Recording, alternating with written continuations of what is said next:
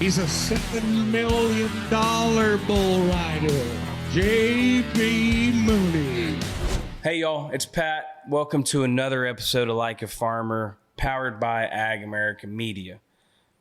The $7 million bull rider has finally made his appearance on the show. I'm excited to have J.B. Mauney. As always, every single Wednesday, you can catch us on YouTube or wherever you're listening to your audio podcast. Let's get into it. J.B., I'm pumped, man. Heck yeah. Thanks for having me. I'm not going to lie, and this, I'm not blowing any smoke. I mean, we've had a few of the riders come on the show before. You're back in it, coaching Oklahoma, and you have this, maybe aura is the right word. I mean, these guys, and I've been calling kids off camera because they really, I mean, they're 18 to 20-something years old. Like, they look up to J.B. Mauney. Like, how does it feel walking in back to the locker room?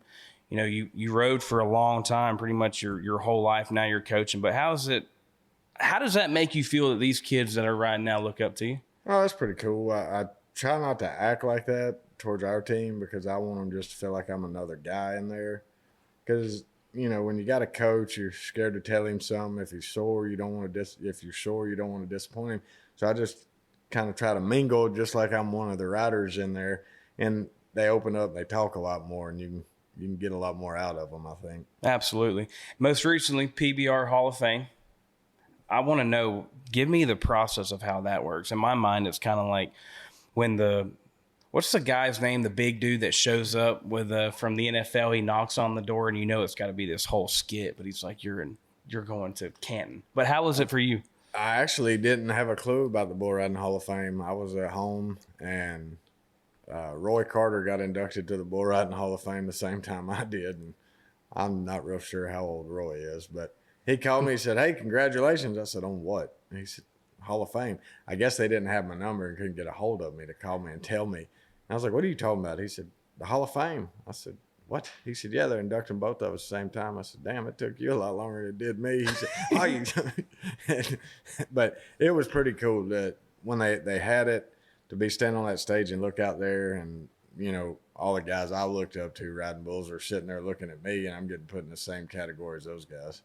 That's fantastic. I want to start in the beginning. Grew up in Charlotte. What were you doing growing up outside of bull riding? Like, what were the hobbies? Just nothing really. I had dirt bikes and stuff, and I played baseball for 8 or 9 years, and then I started riding sheep when I was 3. My dad rodeoed. He was bigger. He steer wrestled, and I rode sheep. And just when I was 5, I started getting on calves, and I roped, did everything. I did pretty much every event. It's just when I think I was 16, right around 16 or 17, I decided I was just going to stick with the riding bulls. They're going all in at that point. Yeah, my dad always drilled it in my head, learn how to do everything. So he said that bull riding's not going to last forever. So when it's over, it's not like you got to try to pick up a rope and learn how to rope. Like, I already know how to rope and stuff like that, which the bull riding pretty much took care of the rope, and I can't raise my right arm very high to rope. But, you know, I'm glad I did listen to him and do it, you know, working all those other events, because now at home I've got bulls everywhere. We're working bulls all the time, so we saddle horses, and, you know, there's a lot of guys I know never been on a horse or scared to death of a horse, don't want nothing to do them but rope bulls for a living, which I don't understand that at all. Yeah, that's a little wonky. And I'm excited to start talking about the ranch back home too. But something else your dad always said, there's a quote out there: if you're going to play the game, you're going to feel the pain. Or take it. If you're going to play the game, take the pain. Play the game, take the pain. What does that mean? Well, he told me once I was old enough to realize what I was doing, you know, he said, "Boy, all you're doing is tearing your body up." He said, "But it's your decision." He said, "Anytime you want to quit, all you got to do is tell me." And it's something I've told people, like, once this gets in your blood, it never comes out. It's there forever. And no matter how bad I hurt, how bad I was beat up, I wanted to keep going. I mean, it seemed like the baseball coach, he comes to you, "Hey, you got to choose baseball or rodeo." Oh, they did. See ya to them. Seemed like your parents were pushing more on the dirt bike side. Oh, yeah. Dad, he tried to, they didn't mind the roping part. They damn sure didn't want me riding bulls. He tried to buy me a dirt bike if I quit riding bulls, and I was like, nope. And I guess they learned to get used to it. Where do you think that passion came? I mean, how old were you the first time you got on a bull? A big bull? Yeah. 13. And then from then on, you knew that's what you were going to do. Yeah, I mean, I loved doing it. It was fun doing it. I didn't, at the time, you don't look at it like you could make a living doing it. You're just doing it. It's fun. You're making some money, And I only high school rodeoed a couple years. Quit going to high school rodeo, started going to open rodeos and bull riding, things like that. And I graduated a semester early, so the guy I traveled with, he was homeschooled, so we had like 6-8 months to decide whether we wanted to go to college or not. And shoot, everywhere we went, we won first and second. That's before we were old enough to go to PBRs. But I mean, we were winning first and second everywhere. And when it come down to it, he's like, what are we going to do? And I was like, you can do whatever you want to do. I said, but I'm not going to college. I said, I'm going to ride bulls. And he said, all right, good, me too. And I said, I know what I'll do if I go to college. And I said, the same thing we're doing right now, but be broke doing it. So I said, I'm going to bull riding. So everybody always asks me, what, did you go to college? And I always tell them, yeah, University of PBR. Damn right. What if you were to have gone to college, where do you think you wanted to go? Like, are you a college football fan? Nah, man, to tell you the truth, I don't watch anything. I didn't watch hardly anything but bull riding. Yeah? You love it that much? Oh, yeah. When I was little, before, everybody could watch anything anywhere, my cousin had the channel like TNN or whatever. They had PBR Mesquite Rodeo on it and stuff like that. Well, we didn't have it. Well, she would record them for me, put them on VHS tapes, and she would mail them. So I had a Tupperware box full of just bull riding rodeos. And you could randomly pick whichever one out of it, put it in. I could tell you who it was, what the bull's name was before it ever popped up on the TV, whether he rode him, and if he rode him, what his score was on every tape in the whole thing. Like, I knew it like the backside of my hand. The rule of thumb in my house was I had to do homework before I got to watch bull riding. Who is somebody, when you're sitting there, we just talked about it a little bit. Like, I'm a golfer, played a little bit in college, still play today. Like, you're looking up to somebody. I loved watching Tiger and I loved VJ Singh. Like, I had guys that I like to look up to. Like, who was somebody when you were growing up that I'm going to be him one day? Well, like, yeah, all of my era, 8 seconds, so Lane Frost and Tough. And then for me, Jerome Davis, the coach of the Carolina Cowboys, I grew up right by him. And he was a good one to be around because you can see what bull riding can do to you. He went from being on top of the world to in a wheelchair the rest of his life that fast. And so it kind of made me open my eyes a little. When you're 16, 17, you're invincible. They can't hurt you. And I think I turned 18. My traveling partner, Brian Cantor, lived right by Jerome. So we were always at Jerome and Tiffany's house all the time. And Brian, he had been hurt. Well, he asked me what I was going to do. He was 6 months younger than I was. And I said, well, I'll just wait on you to turn 18. We'll buy our PBR permits and start going at the same time. I said, it's not broke, don't fix it. And a week before we were going to buy our PBR permits, I was at one of Jerome's bull ridings, hung up to a bull, and he stomped me in the guts, broke all my ribs on my right side, lacerated my liver, bruised my spleen, my kidneys, damn near killed me. And they told me it'd be at least 8 or 9 months before I get on another bull, and I told them it was crazy as hell. And I went home, had to get a job. I was working at a ball bearing plant inside, covered in grease and hydraulic oil all day long. And after about a week and a half of that job, my dad said, how's it going? I said, I'm going to tell you one thing. When I go back to riding bulls, they're going to have hell throwing me off. He said, why? I said, I can't do this shit the rest of my life. It was driving me nuts. I couldn't be in. I can't stand being inside. Like, I'll go outside and work my ass off all day long is to sit inside and do nothing. Like, I just can't. And so it made me realize a lot earlier than most people do, like, if you're going to do it, you better mean it. Because the next time you nod your head, everybody calls it a game of inches. They step on you the right way, it's done. And, I realized it then. So when I came back from there, which I didn't sit out the full required time, I think I waited about 4 months because they had me kind of nervous because they said if a little as a horn hit me in the stomach, it could rupture it and bleed out. So I gave about 4 months, and finally I said, I can't take it anymore. I went back getting on bulls. And then that was in '05, and I got my first televised PBR in January '06. And that's when I love that. It's a great transition. But, JB, on this game, we play a game. Okay, we're going to play a game. Yep. It's called A Load of Bull, presented by Ag American. Okay. Ask you a couple questions. Just you tell me whatever comes to your mind. 2-time PBR world champion, 2013, 2015. Which one was better in your mind? I think 15. The first one, I mean, that's what it's hard. You strive for something your whole entire life. That's to achieve, and then once you achieve it, it's kind of like what do you do now. On 14, I was,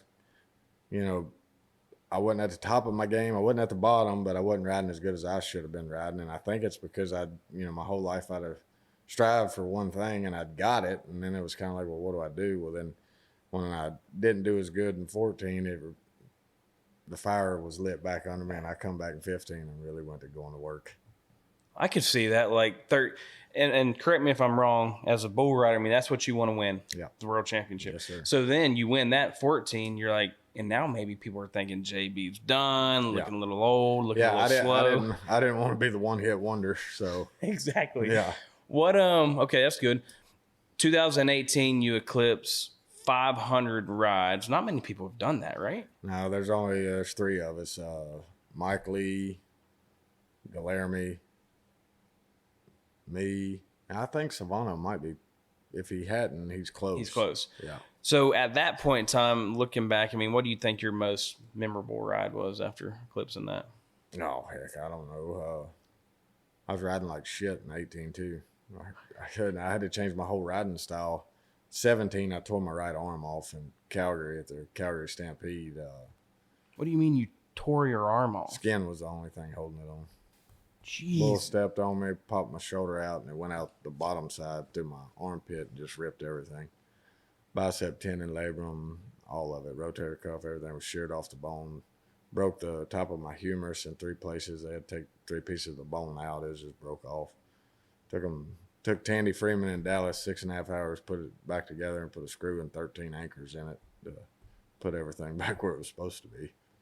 Dude, you were, number one, a complete badass. But number two, like, when you're in that much pain, is it just one of those, like, dude, just hand me a cigarette and let's get this thing going? I mean, oh yeah, there's plenty of times I got knocked out a couple of years ago in Kennewick, Washington. Bull stepped on my face, stepped right there and KO'd me pretty good, and they couldn't get me to wake up at first. And my wife had never walked in the arena. Her dad rode bulls and stuff. She's been around it her whole life. It ain't like she didn't know. And so, but I'd been out there for a little while, and they couldn't get me to wake up.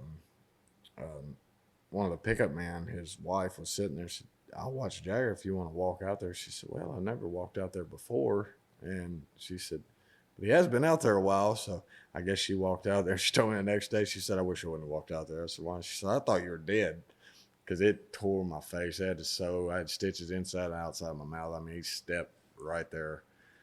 It broke all these back teeth out.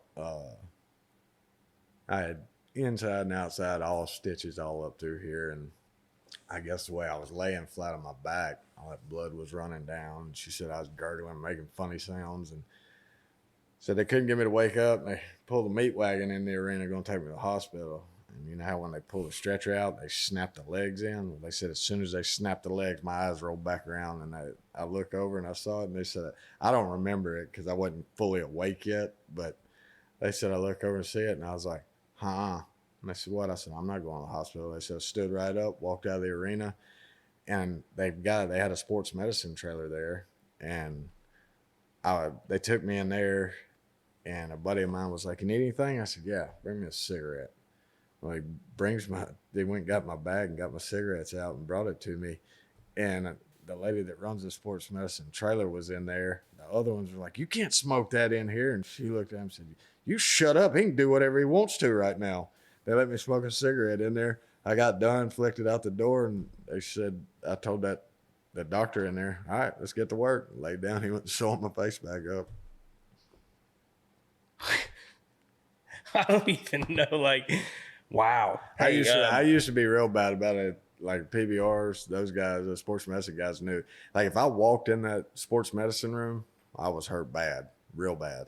And because I would dodge them. Like I like those guys and they're funny and they're cool to hang out with, like just go bullshit with them. But I avoided that sports medicine room like the plague. Like I did not want to be in there, and I'd get wrecked out or something. They'd come, yeah, all right, yeah, I'll be back. Let me go smoke a cigarette. I'll be back, and I'd come back in there. Keyshawn, Zeke, I know y'all have been on the show, but I don't even know it. This is bull riding right here. Do you say? I mean, I'm calling you the old guy now because you are. Yeah, Sorry. I am. I mean, are there people? Has the game changed? Like when it comes, I mean, think about football, right? You have all the old heads that are like, they're not hitting like we used to hit. I mean, is it kind of? It has. It's they're trying to make them more athletes than cowboys. You know, the old school cowboy way was you don't say nothing. You don't, no matter how bad you're hurting, you just get up and go. Yeah. And now they're kind of, slowing them down. Like if something's sore, you need to take care of it. Which I know both sides of the story. I went old school at it. Like I always thought, like I said, hell, I can put it out of my mind for 8 seconds. Like, but I understand both sides because I'm 37 years old and most of the time I'm walking around like I'm 98. I need a hip replacement. My whole right side's shot. There's no ACL, MCL, or PCL in my right knee. That's just, and I deal with it. Like as long as I'm up moving around, I'm pretty all right. When I first get up in the morning, it's just a little rough. And so I can understand both sides of it. For sure. Taking care of things. But like I always said, this isn't a long career. So I wouldn't take the time to go have the surgeries. And, Tandy's the one that kind of made me that way. He didn't, not on purpose. He didn't know but when I blew my knee out, he said, surgery. I said, how long will I be out? He said, 6 months. I said, I can't sit out 6 months. I was sitting second in the world. I said, I can't sit out 6 months. He said, well, I was going to tell you if you can deal with the pain, don't have the surgery. I said, why? He said, we go back in, we reattach it. You tear it again, it's a heck of a lot harder to fix the second time than it is the first time. He said, once you tear something completely, you can't tear it twice. So from then on, that was the worst thing he could have ever told me. Like I did not, like both knees are jacked. I don't have a right growing on this side. It's in 2 different pieces. And if it was muscle wise, if it was tore completely, I never messed with it. I just kept going. Yeah. Less cowboy, more athlete. That makes sense. I mean, you're one of the part at some point, I don't know what part of your career, and I'm trying to figure out the other week about percentage of who's wearing a mask and who's wearing a cowboy hat. I mean, you were straight cowboy hat for most of your. Pretty much. My parents made me wear one when I started getting on like junior bulls. Yeah. And so I wore it till I was already in the PBR when I quit wearing it. And I'd wore it for a long time. I always told them when I turned 18 I was going to throw it away. But it more or less become habit that I wore it. It was just now, is that an ego thing? You don't want anybody, you don't want the girls in the stands saying, this is wearing a mask, I'm wearing a cowboy. That didn't have anything to do with me. It was just, and when I was wearing one, not a lot of guys wore one. There wasn't very many of them that did wear a helmet. And so I was kind of like the black sheep over there, had a helmet on and stuff. And it was more or less just habit. Like you grab your vest out of your rigging bag. I grabbed the helmet because I was so used to wearing it. Well, I was riding pretty bad one year and we were getting on practice bulls. And for some reason, I didn't grab it. Like it was just kind of like, I didn't know I did it. I just grabbed my shit and went and got on. And hell, I rode one. And I mean, he bucked pretty hard and I rode him just dead easy and stepped off. And I said, man, that felt pretty good. I didn't even realize I didn't even have it on.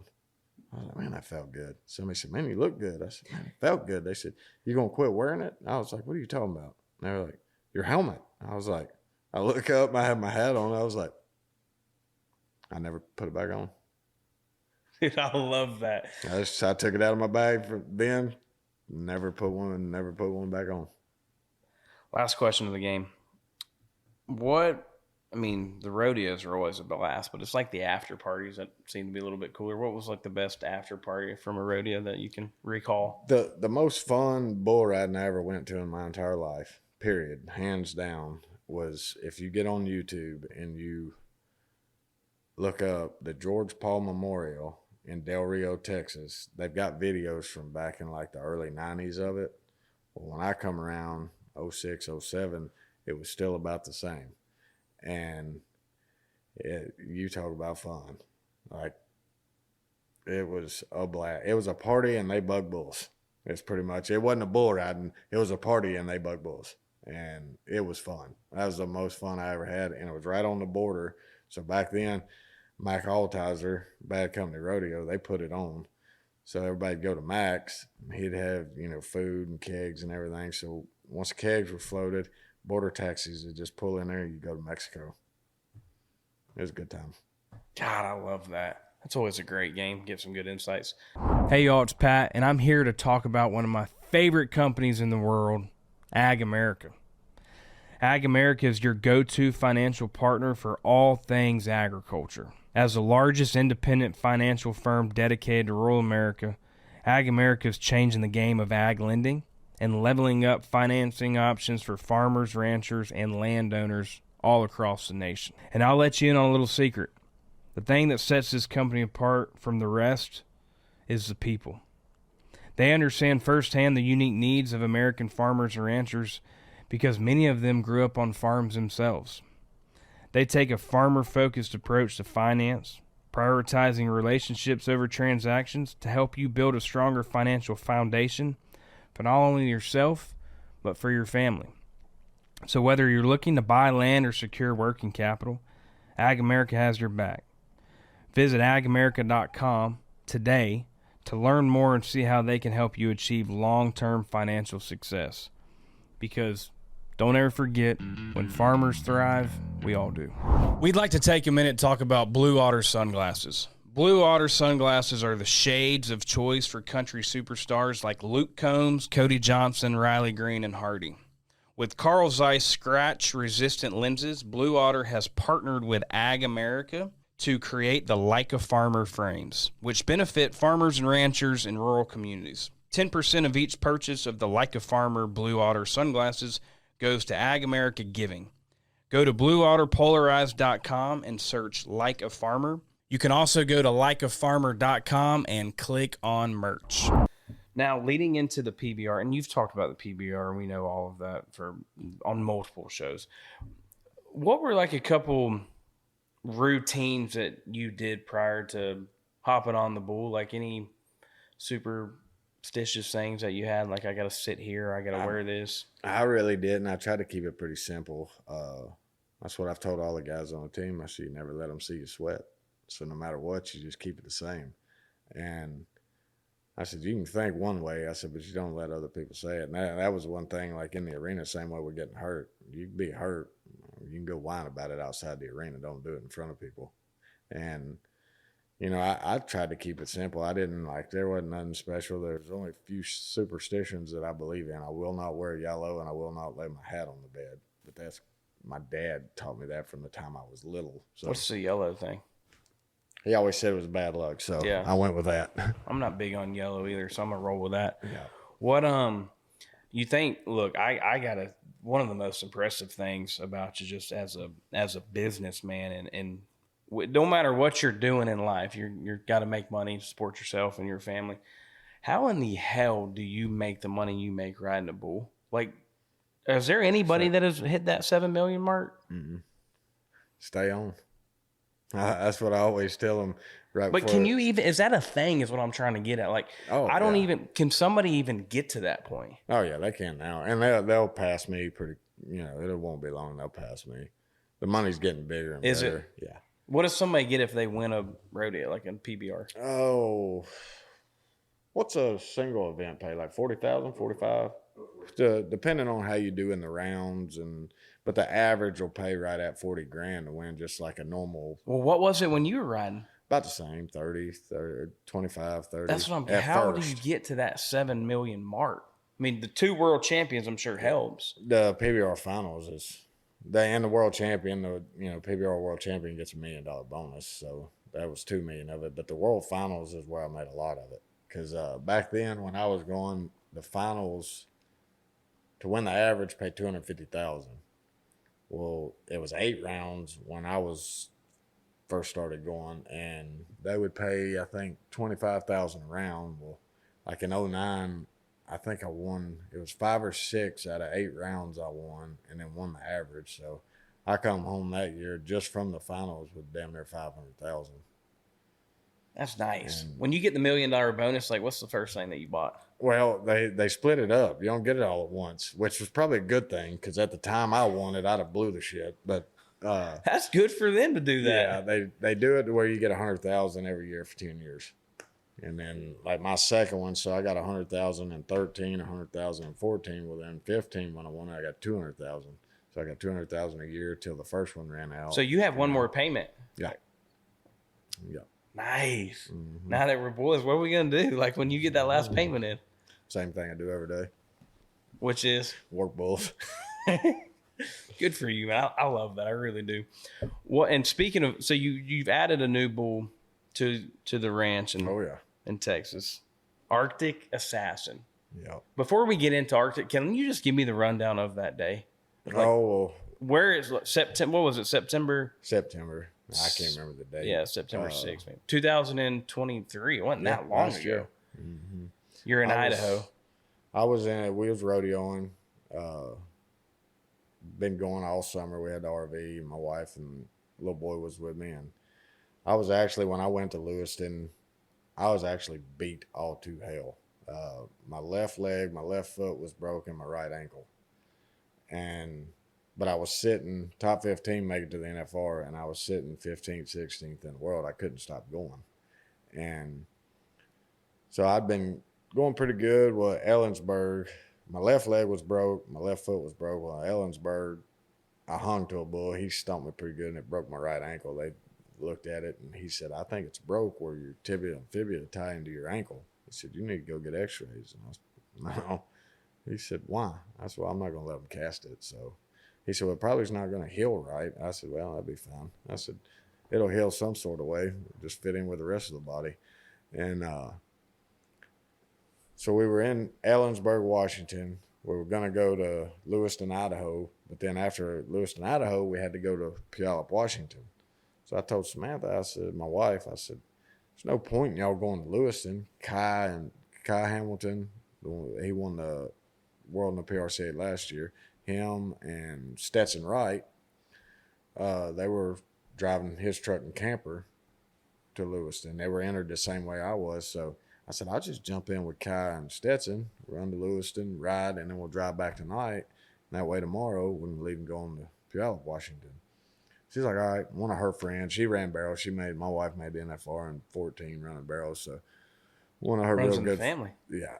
One of her, if you ever want a real good story, look her dad up, Phil Line. Yeah. And they made a documentary about him and Larry Mahan, the Great American Cowboy. And that's about my father-in-law winning all around in the PRCA. But did y'all meet at a rodeo? At the PBR finals in 2007. I love that. They were inducting her dad, my father-in-law, Phil, into the Ring of Honor, and she was there, and that's the first time we ever met. And at that time, I mean, afterward, you're sliding in DMs. Was that a thing? Like, no, hell no, okay. Not then. Oh, it was just straight cell phones. Yeah.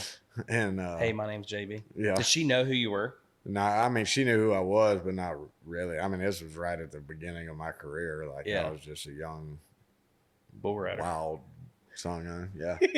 And so Samantha was like, yeah, we can stay here. Brittany's running or whatever, so we'll just hang out here. I was like, all right, well, I'll just jump in with Kai and Stetson. So we take off to Lewiston, and I had a walking boot on my right foot, and we get there, and that bull, I'd seen that bull's been around forever, but I'd never been on him, never drew him anywhere, and I had him in the long round. I'm like, hell yeah, perfect. And it was my fault. He turned back. He always turned back to the right, but he'd got a little age on him, so he'd lost his step a little bit. But he kicked out of there, and he turned back. And then when he was spinning, I got a little bit sat down behind, kind of sat on my ass. Well, he didn't kick, which made me sit down even farther. And I was trying to do exactly what you're not supposed to do, cut him off. And I was behind, and when he kicked it, his hip just caught me and pitched me up in the air. And in the air, I was trying to get turned over, and I didn't get turned all the way over. I landed on the back corner of my head right there. Well, my first thought when I hit the ground was like, thank God he didn't step on my legs. And I rolled over, and when I pushed to get up, I felt it. I was like, shit, I just broke my neck. And it shot a pain through this arm. I couldn't use my fingers and my hands, so I just tucked it in. I walked on my knees, and I finally got my feet up under me. And another bull rider jumped off the back of the buck chute and got a hold of me and helped me back in the chute. And he said, you all right? I said, broke my damn neck. He said, well, don't move. I said, is that bull gone? He said, yeah. I said, let me out of here. I just walked out of the arena, went out the let-out gate, and it wasn't sports medicine or anything like that. It was just normal, local paramedics with a meat wagon sitting there. So I walked straight to him, sat down on the bench, and that guy's like, so what's going on? I said, my neck's fucking broke. And he goes, they went to freaking out. I guess the way I walked to him, like nothing was wrong. He was like, and he was freaking out. He's like, we need to put a collar on you. I was like, that'd probably be pretty smart. And so I put that collar on. Kai and Stetson and them, they were helping me get my boots and spurs off and stuff like that. And another boy from Montana, Hawk, he goes, need anything? I was like, I'm all right. They had that freaking brace on me. And I said, I'm all right. He said, what about a cigarette? I said, yeah, I probably better have me one of them. I said, where I'm going, they frown upon that shit. So I'm smoking a cigarette in that neck brace. And that poor paramedic was trying to start the IV, and that cigarette smoke was blowing right in his face. Got my arm laid over, and I'm just burning it down. And well, then they were going to put me on a stretcher. Where are you? Are you in the ambulance at this point in time? No, I'm sitting on a picnic table while they're doing all this. Well, you're saying meat wagon. Ambulance. That's what I always called it. I really want to hit on that real quick. So when you say meat wagon, you're talking about ambulance? Yeah. Okay, I've never heard that. It's fantastic. So they backed it up. Like, I mean, the ass end of it wasn't for me to hem away from me. And they had the stretcher sitting right in front of me. And they're like, we got to put him on a backboard. I said, for what? Well, we got to get you on the stretcher. I was like, the one that's sitting right in front of me? They're like, yeah. I said, I walked out of the arena. I can stand up and turn around and sit down on that. He's refusing the backboard. I was like, yeah, get out of my way. I just stood up, turned around. I didn't know my neck was broke that bad because the feeling had come back in my hand. It was working fine. So I thought, I said, I probably broke my neck. It ain't that bad, and so I lay down and they take me to the hospital and they run a full body scan on me and they come in, and the hospital in Lewiston, Idaho is not very big. So they do the full body scan. They come in there and they tell me, they said, yeah, you broke your neck and you're probably going to have to stay. We're going to admit you. You're probably going to have surgery. And I was like, I don't know if I want these people cutting on my neck. And so I called Samantha. She was freaking out. And I said, look, Don, you ain't got to worry about it. I said, just go to bed tonight because it's already late. And I said, just leave in the morning when you wake up and drive down here. It's not like I'm going anywhere. And so the next day, the surgeon, I talked to him, and I called Tandy. Tandy's worked on me for 20 years. And I told him, I said, man, would you talk to this surgeon and just kind of see what's going on? He said, yeah. So I talked to the surgeon there, and I said, man, I don't mean any disrespect at all or anything like that, but this guy's worked on me for 20 years. You mind just telling him everything? He's like, yeah, no problem. So they called. About an hour later, I got a phone call from Tandy, and he said, you're having surgery in Lewiston. I said, why? He said, they can't transport you. They can't move you. I was like, that bad? He said, it's not very good. I was like, son of a bitch, here we go. So they did the surgery, cut my throat, I guess mashed everything over, took the disc out the front, got the back of my neck, put plate screws and a rod in, fused it, and surgery goes good. He tells me the next day, he said, I don't know why you're not paraplegic. I said, what do you mean? He said, if you had any room at all, you had a millimeter. He said, the disc was smashed into your spinal cord. He said, I don't know why you're not paraplegic. And I said, well, good thing I'm not, I guess. And he said, well, surgery went good. I said, perfect. He said, now your occupation. I said, what about it? And he said, might be time to look into a different one. I said, why? He said, it's not 100% chance, but it's about 98.5 that you land on your head again, you'll snap your neck above or below where we fixed. Because it's so stout where we fixed, it's going to weaken above and below it. And I said, well, I'm listening. He said, you break it below, you're in a wheelchair the rest of your life. You break it above, you're dead. I was like, oh, that's great odds. Thanks. I said, because it's 100% chance I'm going to land on my head. He said, what do you mean? I said, I don't know. For some reason, I go up in the air, and evidently my head weighs more than my feet because this always comes down first. And so I knew then. I was like, well, that's the end of the bull riding. Because I was sitting there like, if it wouldn't have been for the wife and kids, I mean, it's easy to say I'd have kept riding.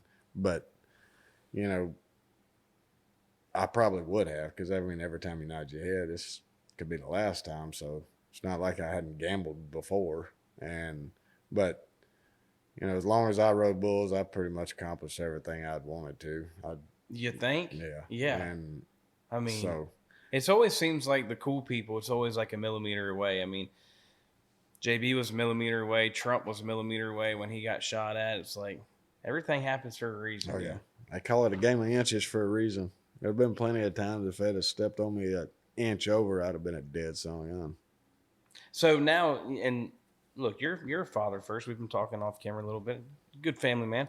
You gonna let your son get on the bull? Oh yeah, that's his decision if he wants to. I don't push it on him, but I've got him some little Jersey calves that he rides right now, and I don't ever ask him during the day if he wants to get on. And if he comes over and says I want to get on my jerseys, then I go load them.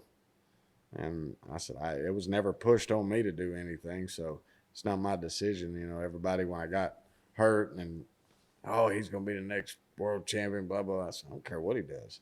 He can do whatever he wants to as long as he does it with 110%. I'll back him all the way. I said it don't matter to me. I said if he wants to ride bulls, and then a lot of people are like, you're gonna let him ride bulls after what all you went through? I said, yeah. I mean, what? I'm gonna tell my son not to do something I did that gave me everything I have. You know, and that's a good point. And something. I mean, there's a lot of people in this world go to work every day, hate their job. I didn't have a job. I got to do. You did for a little bit, and you hated that. Yeah, I mean, I got to do what I love doing and make money doing it. So I said, "Well, I'm supposed to tell him not to do it." And I said, "What? You know, I'll tell him just like my dad told me. All you're doing is wrecking your body. Like when you turn my age, you're gonna feel about twice as old as you are." Yeah, and look, you're still. And it's starting to all make sense now. I'm going back to the first job, and you just hate being inside.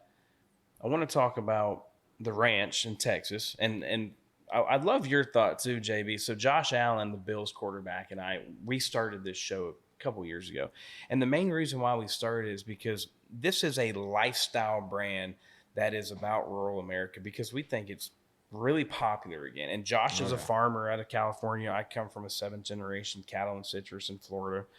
And everybody wants to wear boots again. Everybody wants to wear a pickup truck. We were talking, y'all are selling out arenas with this new PBR team thing. Where do you think that popularity comes from now? Everybody wants to be outside, listen to country music, wear cowboy hats. What's the slogan? All hat, no cattle. Yeah. Like, there's a lot of people, but I love that everybody wants to be in that lifestyle because number one, that those people brings more attention to it. Correct. Which ticket sales are better. You know, I think Yellowstone come around. People started watching that, and everybody want to go all cowboy again. And it's funny. You'll see people wearing cowboy, and you can tell the ones that are raised that way and the ones that are just trying to be that way. I like that you say that. Give me like the JB Mooney cowboy hat test. Like you can tell if they're cowboy or not. Well, one, if they got it on the right way or not, it's the first sign. And then you can see if they shaped it if they went to the Western store and just bought the damn thing. Yeah, on Broadway. Didn't have it shaped. It's pretty easy to tell.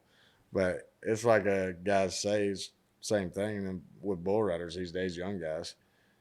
He always told me, he said, everybody wants to be a bull rider till it's time to be a bull rider. You're exactly right. Yep. But you're going, even now that you're not full-time bull riding, you got the ranch in Texas, you got Arctic Assassin. I mean, I don't even know why and how that came about, but. Well, I mean, I called Matt Sharping, the guy that owned him. He had a partner on him, Grayson, and I didn't know he had a partner at the time, but like I called Matt, I said, what are you going to do with Arctic? He said, I'll probably retire him. Because Matt was kind of tore up about it, that, it was me and what all had happened. Like he was kind of, I could tell talking to him, he's like, "Are you all right?" Like he was worried about me, like personally. I was like, "Dude, I'm fine." I said, he said, "Man, I just hate it." And I said, why are you so hurt about it? I mean, it's not like you did it. Yeah, but it was my bull and you're my friend. And I was like, I'm not going to worry about it. So you don't need to worry about it. You play the cards you're dealt.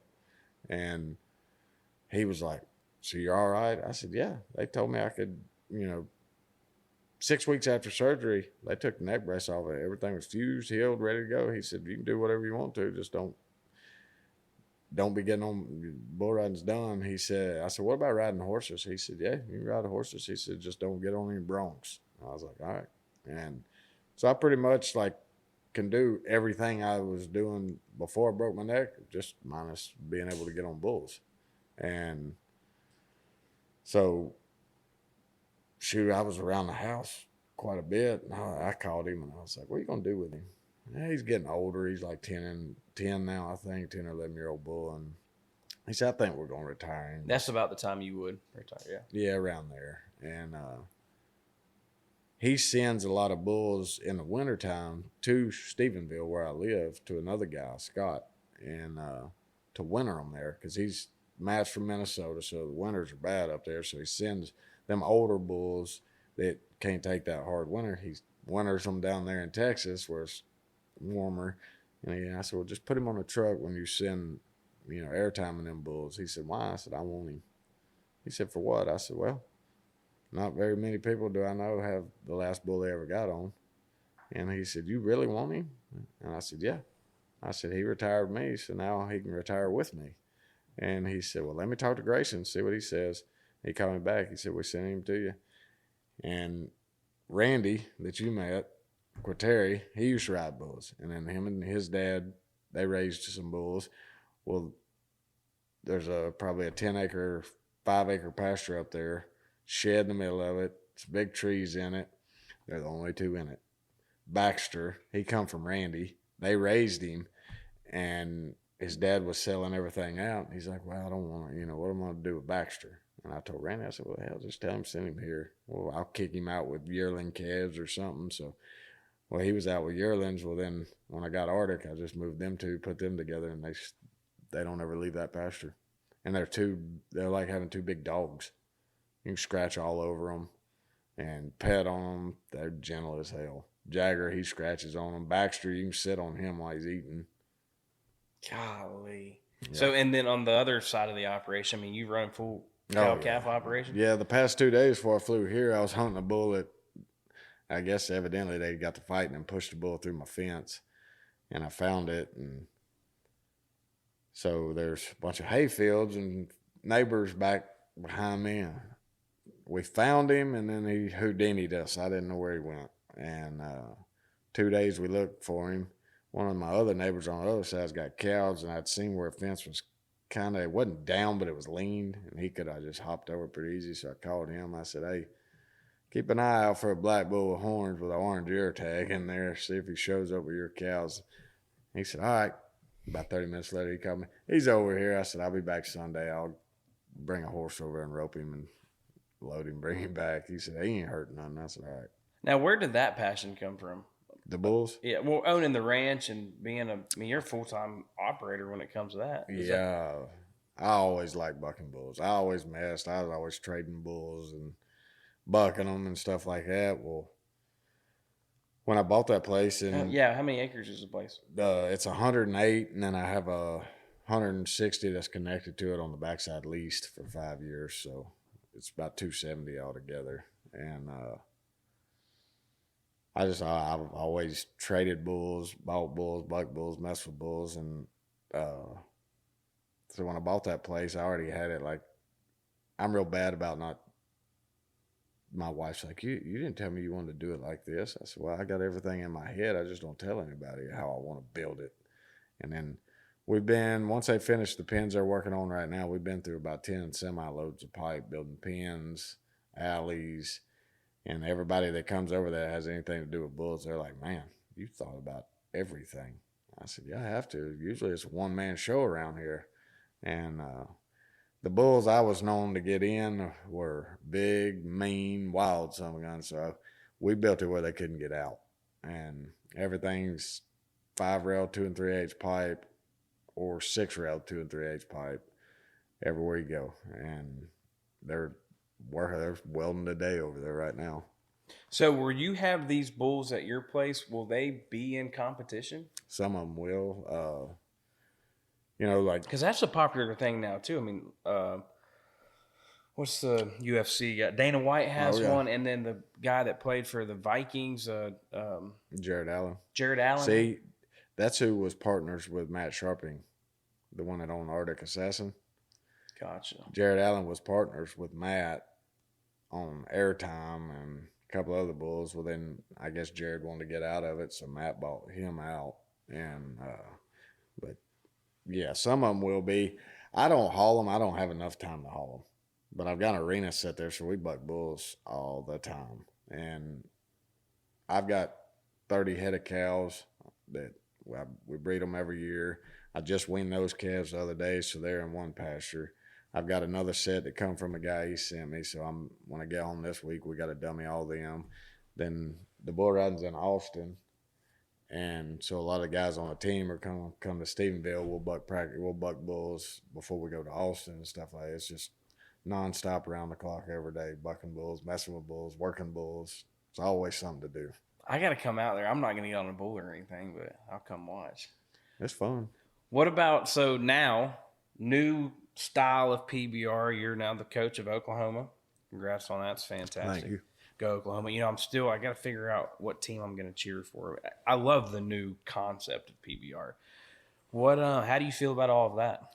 I didn't know how to feel about it at first. I'd never been to one. Didn't know what to expect, really. And like a lot of teams, they asked me, they said, y'all didn't have a team practice before you went to the first event. And like our first event was our home event. It started off in Oklahoma City. And we had never all been in the same room until like the day or so before the event. But I knew all of them pretty much, from rodeoing or bull riding things. I knew all of them. And, Chris, he called, and they were trying to line up to get like just a team practice 1 or 2 days at my house. But summertime's hard because them guys are rodeoing. You're here, you're there, and he was like, I don't think it's going to line up. I said, I wouldn't worry about it. He said, you don't want to see them before we go? I said, it'll be all right. I said, they would be doing the same thing they're doing right now at my house, except they'd just be on practice bulls. They're rodeoing. They're still, as long as they're still getting on.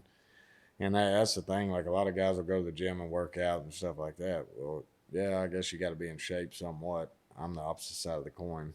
I smoke cigarettes all day long. I eat like shit. I drink Cokes, and I don't really care. And I always told them, I said I could, I can hold my breath for 8 seconds. Today I can't do that. I probably need to quit riding bulls. But I always tell them there's a difference in being in shape and riding shape, and there's a big difference. And that's why when I was younger, I got on bulls every day. Before, like when we were 16, 17, somebody asked, how many bulls you get on when you was younger? I said, we got on 7 days a week and twice on Sunday. God, I love that.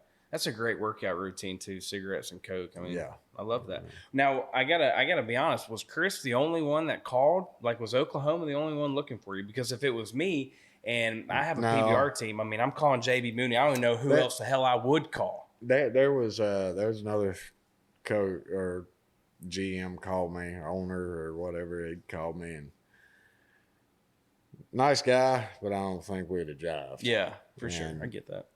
And I know Bates good enough. I'll tell him to piss off, the GM.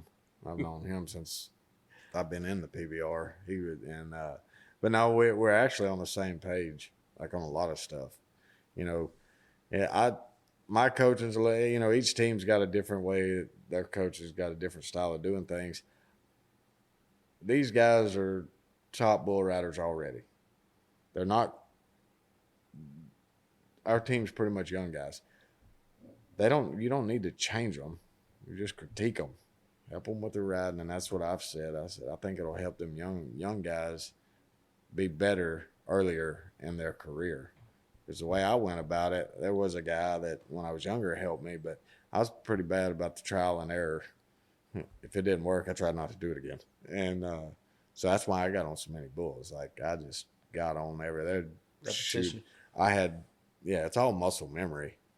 And I'd always keep about 15 head of bulls standing around, and whether I won the event or whether I got skunked, didn't ride a bull I got on, we loaded bulls every day. One, it was fun.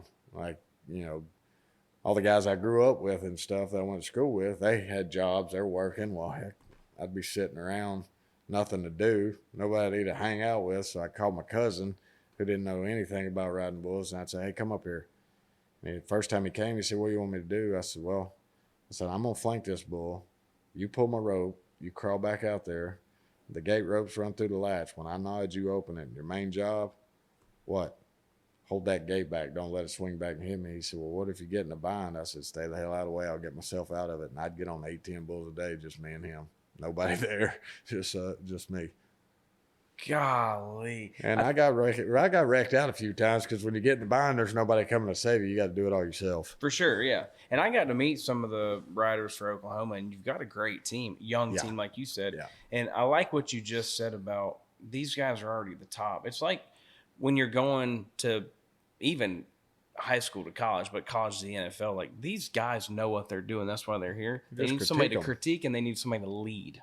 Yep. Critique and lead. I think you're spot on with that. And that's the thing. Like all of them ask me, though, what do you think? Because see, I used to be real bad. Like there's a couple guys that are like, it's crazy what he knows about bull riding and never says a word to anybody. And I said, well, it's not my job to go tell you how to do your job. Like if you come and ask me, I'll give you my opinion. But I'm not going to go out of my way and be like, hey, I think you need to do this. I said, that comes off like being a dickhead. Yep. And so now I'm put in the position where, it's, and them guys are good about it. Like, they'll ask me first, but I'll tell them, hey, I think, and it's different. Like I've had guys come work for me. They send the videos. I just want to be a better bull rider, be around it. And they get over there and they realize real quick they don't have the drive they need to be a good bull rider. I'm like, you don't understand. You don't understand how much you got to sacrifice to get the way you want to be. Like, I mean, all you hear is the stories that people tell about me, at an event afterwards. You go to bar, hang out all night. It just seems like a damn lifestyle of a rock and roll. I said, you didn't see what I was doing at home. I said, I watched bull riding videos. Whether I was 90, whether I was 0, I went home and I broke every ride down, jump for jump. Figure out what I could work on better, what I could do better, and we loaded bulls. And we got on bulls, and we got on bulls. And the next day we loaded them bulls up again, and we got on bulls. And I said, and like a lot of people, I'm sore, I ain't going to get on. It didn't make damn me. I didn't care whether I was hurt, whether I was sore. It didn't matter. We run bulls. You were getting on. And got on. Who's the most famous person you've ever hung out with? Oh, hell, I don't know. He'll be at the bull ride tonight, probably. The most famous one. Yeah? Oh, Bob. Kid Rock. Oh, Bob. I knew that. I bet. Yeah, I'm sure he's a huge fan. He's pretty cool. He's the first one. We have a mutual friend's how I met him. And Clark introduced us. Well, Bob loves my boy Jagger because Jagger's blonde-headed and wild as wild comes.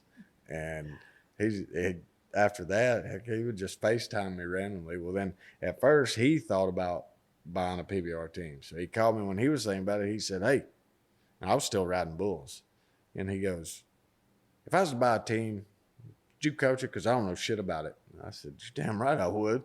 And well, then he did, and he did the Kid Rock, the rock and roll rodeo. Mm-hmm. And but since then we're pretty good buddies. So I asked him, I was like, hey, are you I texted him the other day, so you coming to the event? He said, yeah, I'll fly back in Friday. He said, we'll be there. I said, you want to do me a favor? He said, yeah, what you got? I said, you want to come to the locker room and pump these guys up? He's like, damn right I will. I said, just call me when you get to the building. He said, all right. Dude, I love that. That's fantastic. Good for you. Yeah. What's next for JB Mauney now? Same shit. Coach bull riding and mess with bulls every day. My end goal, buy that 160 acres I'm leasing, build a house back there where nobody can see me. JB Mooney, I swear, is just one of a kind. I really do appreciate like you just being true to who you are. I mean, Oh, yeah. it's one of those things. Like it was one of the main reasons why I started the show. It's like there are stories to be told out there, but you're one of the ones that has an unbelievable story. You don't care what people think or really what people do. You work your ass off to make money no matter what you're doing, and that doesn't change you. I mean, Yeah. we've said this. I've said Yeah. this multiple times now. Money's- It's impossible to make $7 million riding a damn bull, and you did it. Money changes a lot of people, and I watched it happen, witnessed it with my own eyes from a good friend of mine. Got to he rode bulls, got in the PBR, started winning money, and turned his back on a lot of people. Wouldn't answer his phone, and I swore right then when I saw it, I said, I'll never be like that. And PBR did an interview. They came, and back then, like, I didn't care. Like, I lived in a 24-foot tag-along camper outside my parents' house. They said, why you living that? I said, in case my neighbors piss me off, I can just hook up and move. And it was my parents' house. Well, a friend of mine I grew up with from 5th grade. And they said, would he do an interview? I said, yeah, I bet he would. He fought bull. He tried to ride. He was a football player in school and stuff, but me and him were like, you seen one, you seen the other. And he decided he wanted to get on bulls. And he was decent at it. I mean, he wasn't great, but he could do it. And he tried. Well, I used to fight bulls back then too. And he's like, man, I want to learn how to do that. I said, it's pretty easy. I said, you'll be able to do it real easy since you played football and stuff. I said, it's like juking somebody out. I said, you just have to learn how to read them. And I said, you got to wait till the right time, throw a fake. Once they move, you just step back the other way. And I said, as long as you stay tight, they can't turn that tight so you can get around them. Well, I showed him how to do it. So then he just went to fighting bulls. Well, they did an interview with him. They said, you've known JB since elementary school? He said, yeah. He said, has he changed any since he got in the PBR and started winning money and everything like that? He said, yeah. They were like, what, really? He said, yeah, the only thing different about him is he buys a lot more beer and he's got a lot more toys. Other than that, he's the same guy I went to school with. What kind of toys you been buying? Anything fun? I used to be pretty bad. Like Yeah? Everybody asked me, what'd you do with all that money? I said, well, half of it I spent on partying and stupid shit. And they said, well, what'd you do with the other half? Oh, I just blew it. That's great. What's like your dream like what's something outside of the 160 acres? Like what's one toy that JB Mooney just has? I like semis. Do you? I've got a couple. One's getting rebuilt, like redone right now. It's all decked out. I like them old school big trucks. God, I love that, man. I always knew I was a fan of JB Mooney, but now that he's come on the show, like, I mean, of course, hey, what are the two things you know about JB Mooney? Well, he made $7 million riding a bull and he broke his neck. It's like, okay, well, there's got to be a story in there. Oh, So yeah. I'm glad you came on the show today, man. It's fun. I really am. And I appreciate everything you're doing because I'm telling you, I've been hanging around those guys that are on these different teams and they look up to JB Mooney. And that should mean a lot to you because it's cool. And you're teaching them a lot about riding bulls. But I think outside of it too, don't ever change where you come from. Oh, yeah, you don't ever change. Everybody puts their pants on the same way, one leg at a time. That's true. That is so true. Let me know if you ever need anything too. Yes, Seriously. sir. I'm a big fan. I'm going to cheer for Oklahoma this week. And You have hopefully to come out to Bucktown one time. That's what we call it. That's what Randy named it. Randy's the brains behind Bucktown. Bucktown is the name of The arena at my house. So you have an arena at the house too? Oh, yeah. I'm definitely there. It's outside. We didn't cover it or anything. I said we like it all natural. But there's a 5-foot platform all the way around the arena, like a catwalk all the way around it. And somebody's like, why'd you build that? It's cool. Because when you're standing on it, like you can lay your arms on the top rail of the arena. Well, Randy come up with it. So that way, when we do start having bull ridings there, you can have a cameraman that can go anywhere. Will y'all have events there? Eventually. Yeah. Yeah. And, Well, that's something for what's next. That's pretty cool. Yeah. So Bucktown. Randy's the one he's the brains behind all of it, and I built the arena and I built it for what I knew, working bulls, which way to hinge the gates, what side, all that, which ones need to be sheeted, they can't see through and all that stuff. But he's the one to come up with like the catwalk, and then we got a big platform right above the buck and shoot so you can go over that top. It's set up pretty cool. I'm there 100%. You got any gear, like merch gear that says Bucktown on it yet? Oh yeah, Randy does. I gotta He hit handles Randy. all that. Yeah. He's a computer whiz. Me, I'd rather be outside working bulls. I love that. $7 million bull rider. Do you ever watch those videos? Who was the guy that was saying it? Was it? Gosh damn. Was it Matt West? Was it? No, it's not Matt West. He's an arena announcer. He's an announcer at pro rodeos. Those are one of the most epic videos ever. Yep. I can't. If you wouldn't ask me, I could have told you who it was.